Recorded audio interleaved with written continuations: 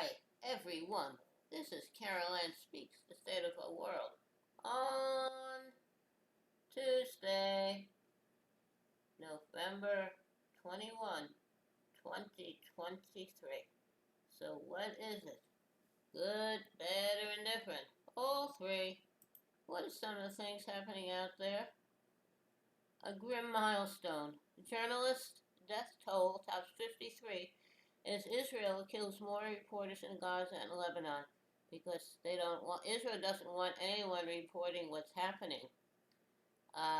You can't kill all the journalists. You have to be held accountable, Israel. And Palestinian poet Mossab Abu Toha freed after being abducted in Gaza and beaten by Israeli forces in jail. Okay. Now, so he's been freed, but what has happened to him?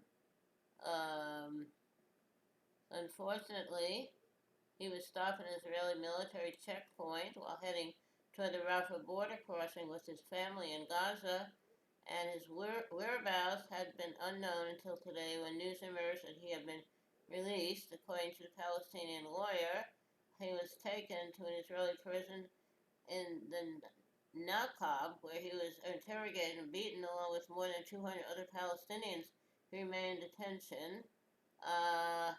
So, I don't know. He was detained and he was released, so I hope he'll be okay. Alright, I don't know. You can't beat your way out of this mess, Israel. And, okay, now, also, Becca Balint is the first Jewish Congress member to back a ceasefire and expresses support for Rashida Tlaib. Thank you, Congresswoman Balint, and thank you for standing by Rashida Tlaib. Rashida Tlaib is a Palestinian American who spoke about life in Palestine for Palestinians, and she was sanctioned for that by the U.S. Congress. Okay, also, Argentina's Trump, far right, Javier Milei wins presidency with echoes of past dictatorship. In Argentina, okay, so I don't know what's going to happen there. We'll see. Also, World Health Organization says Israeli attacks have taken all of northern Gaza's hospitals out of service. Israel has to be held accountable. And UN chief condemns Israel's unparalleled and unprecedented attacks on civilians. I totally agree. Hold Israel accountable. And Israeli attacks kill Palestinian journalists in Gaza and media workers in Lebanon. Hold Israel accountable. And Palestinian poet Mossab Abu Toha abducted by Israeli troops at a Gaza checkpoint, but he's been released. Okay. Families of Israeli hostages blast bill to impose a death sentence on Hamas members. I totally agree with them. Okay. Senator Jeff Merkley calls for Gaza ceasefire. Too many civilians and children have died. Thank you, Senator Merkley. And also, protesters rally at Seattle Space Needle to demand Gaza ceasefire. There should be a ceasefire and start right away working on a two-state solution. Move the settlers out of the West Bank and East Jerusalem, return that to the Palestinians, and pay to repair and rebuild Gaza, and let the Palestinians have Gaza and the West Bank with a piece of land connecting them, so it's a contiguous state. And federal judges block private plaintiffs from suing to enforce Voting Rights Act. That's terrible. And gunman wielding assault rifle wounds Florida Ohio Walmart. That's great. Assault rifles should be banned. Okay, that Okay, now,